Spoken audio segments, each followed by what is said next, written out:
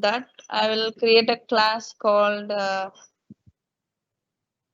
bank account. Let me initialize some variables.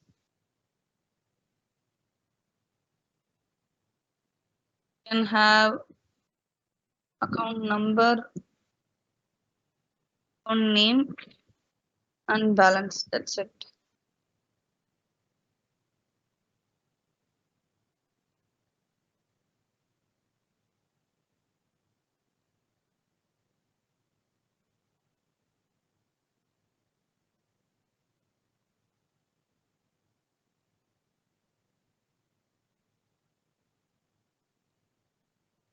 Create one method as well. Let it be to add money.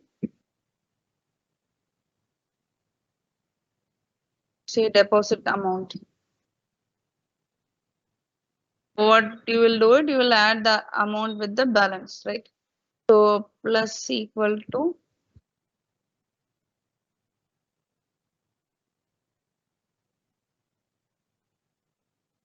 add one more method for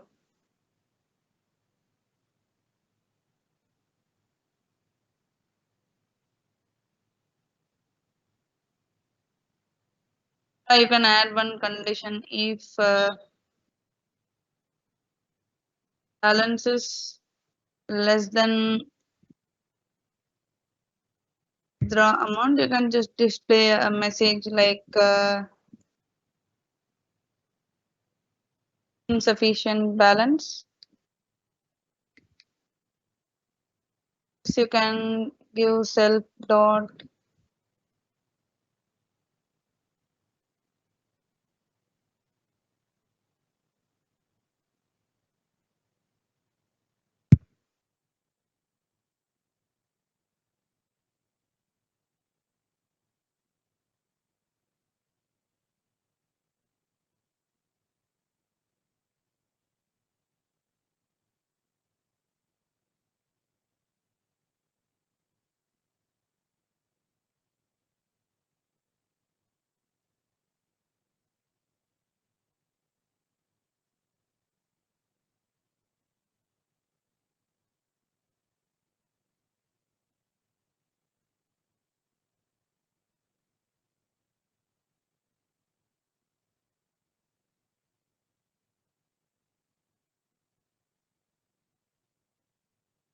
Okay, I have created a simple bank account class where you can class instance variable and two methods for withdraw and adding money. So first let's create an object for this and let's see what is the need for encapsulation here in this class first. Let me create a account or let's say I will create an object called millionaire and class name is bank account. Let me give some details of the millionaire. Let it be one name be chef and amount be 100 E6 which is million. Okay. Now if you want you can just print it. You can just print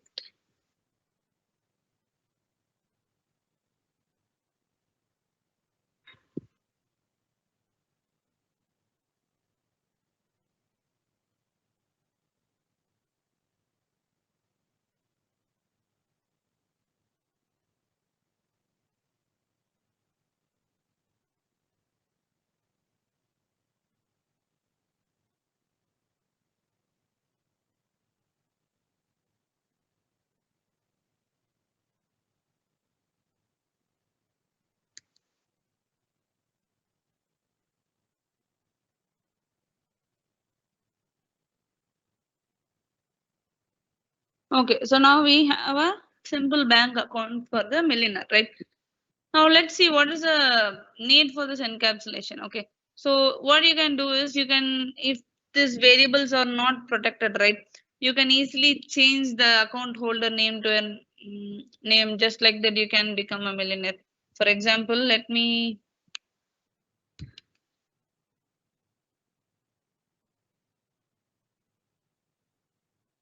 what I will do is I'll just give object name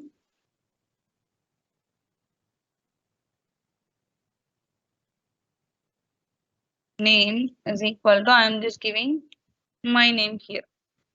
Now let me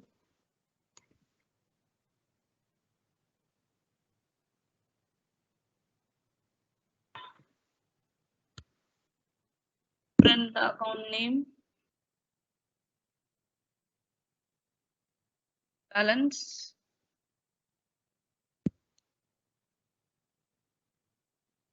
See, within second I have become a millionaire.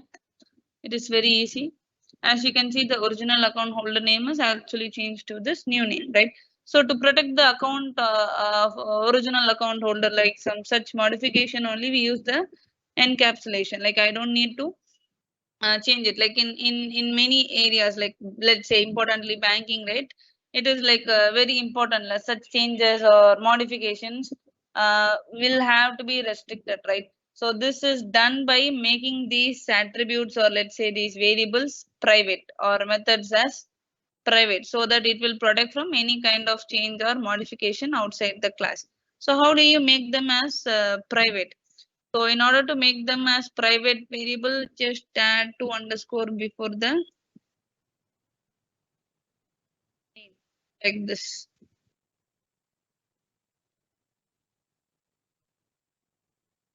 Okay, now these three variables have been named as a what you can say, private variable. Now let's try to access the same thing. Not just access. Let me try to print something. I have created a account, right? Let me try to print it. Let me try printing millionaire dot balance.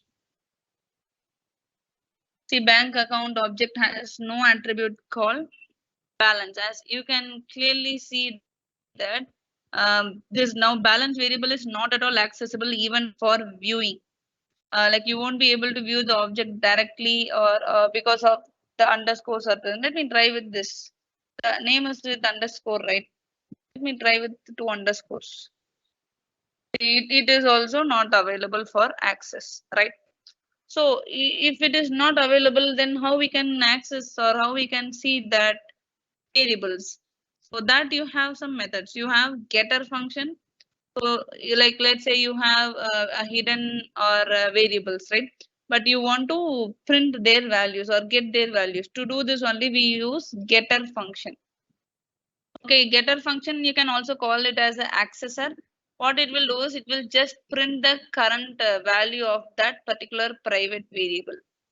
The syntax for the getter function is, so for every variable you have to create a getter function. Let me say if I want to get account number, you will give the function name as get underscore variable name. What is the variable name? Account number.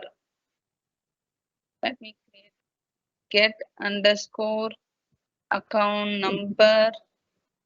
Give a self. What it will do, it will just return that variable self dot account number. Let me do the same for balance.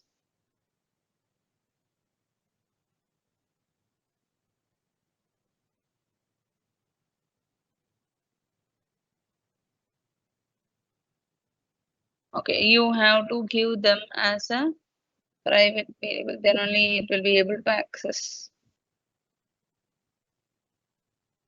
Now let's try to print the same. You won't be able to print like this directly. If you want to print the getter function, you want to call the function like this millionaire dot balance function. You have to call this function to access the private variable. Now you will be able to see the balance. And let's say I want to see the account number.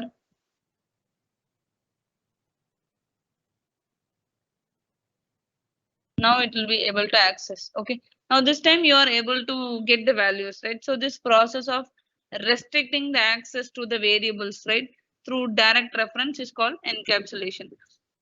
And let's say like I want to change the value of this variable. uh, I don't want this value, I just want to change it. In that case, what you can do is you can call another one function called set function.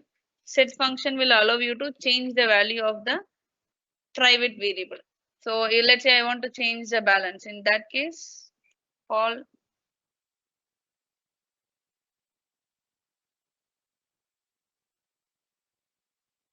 what is the new value that you are going to change, and just give self dot underscore balance. Initialize it here, new balance.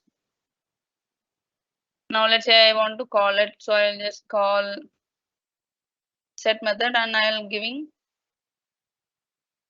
200 euros E6. And after that, let's say I want to see it again, I'll give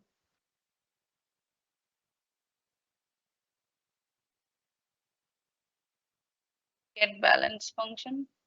Now when I run it, the value will be changed. Now I don't want to print it.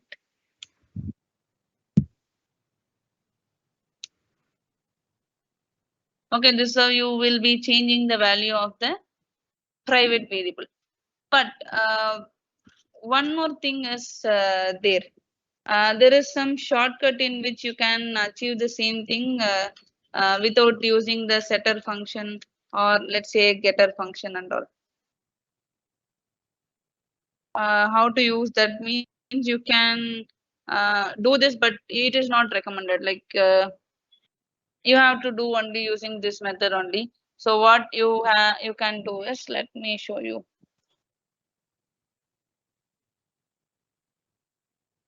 Okay, now we have a millionaire which is having a private variables, right? Now let's say I want to update the value of the variables. So I'll give millionaire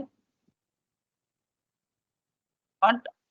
I'll try to update the value balance equal to 10, right? So I'm here trying to change the value of the private variable normally. Oh, and let me print the value now.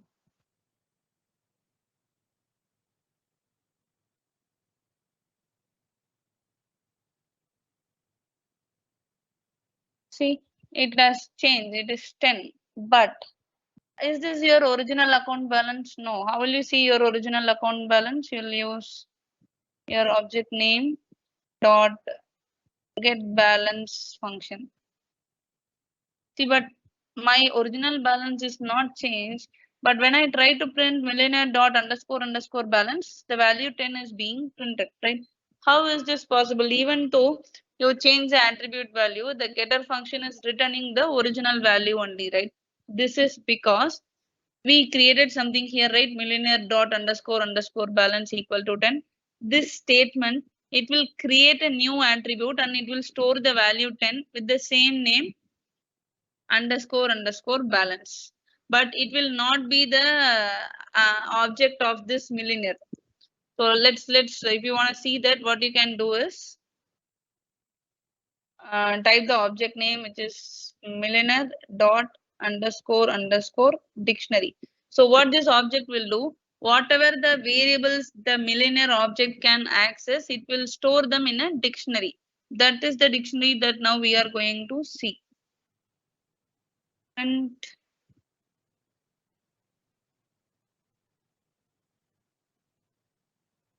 so can you see a dictionary here? These are the values which the millionaire object or instance has been stored. And can you see here, it has created one more object underscore balance as 10, which we created now, but that doesn't belongs to our what you can say, the class, bank account class. It doesn't belong to our class, but it will be accessed by this object. It's like a separate one it has created. And so why I'm showing you this dictionary, right? You don't have to use the get function or set function to see the value.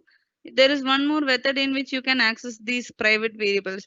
You can see in dictionary what format is there stored, underscore bank account and then underscore account number. You can use the same name to print it.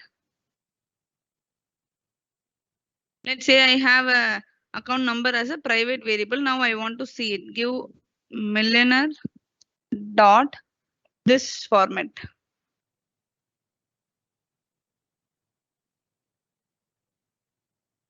Now can you see it? And let me print the balance as well.